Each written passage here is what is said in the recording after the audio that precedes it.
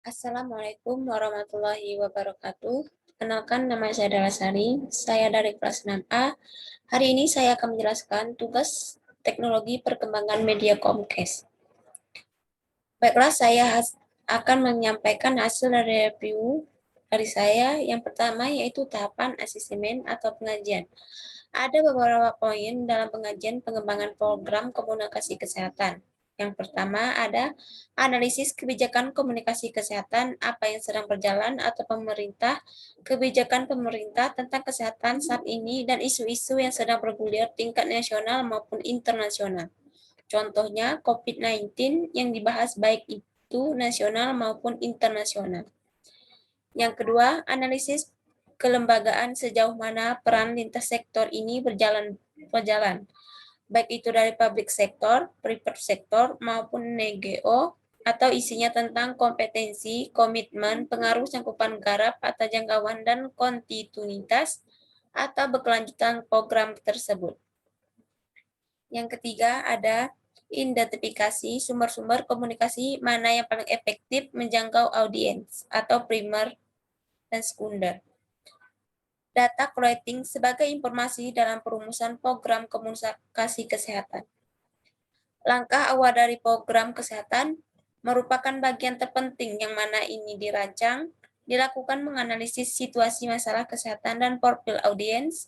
Upaya sistematis harus dilakukan untuk mengidentifikasikan masalah yang hendak ditanggung lagi dengan cara mengumpulkan data dasar, membuat rumusan masalah, mencari akar masalah, menentukan prioritas masalah. Yang kedua ada plan atau perancangan. Metodologi komunikasi kesehatan ataupun adaptation making effort.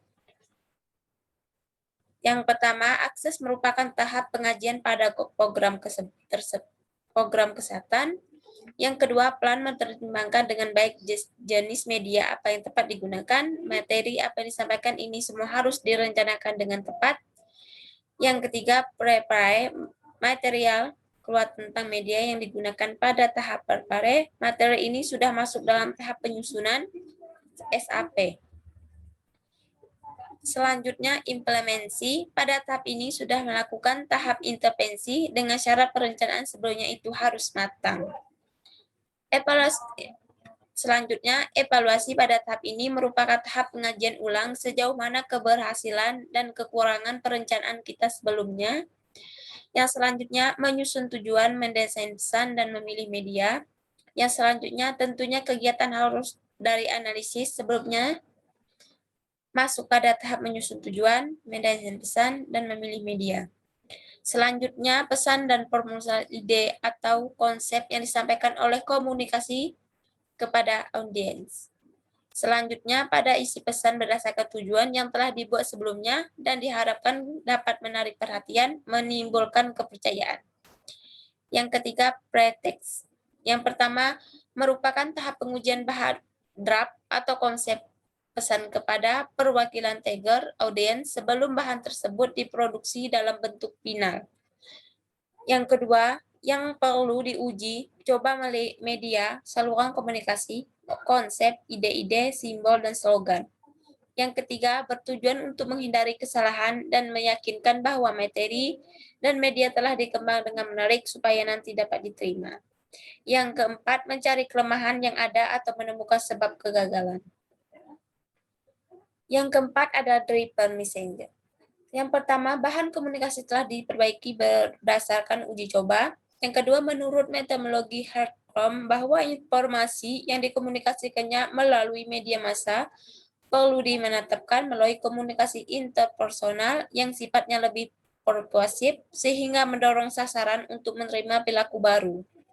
Yang ketiga, pada fase setelah prestek dilakukan uji coba materi komunikasi dan sebelumnya menyampaikan pesan secara lebih luas. Pelatihan menjadi kegiatan yang menjembatani proses kedua tersebut. Yang kelima, tahap evaluasi merupakan tahap akhir yang kita ini. Yang kedua, monitoring kajian secara keseluruhan kegiatan survei serta memanfaatkan hasil temuan untuk meningkatkan evaluasi program.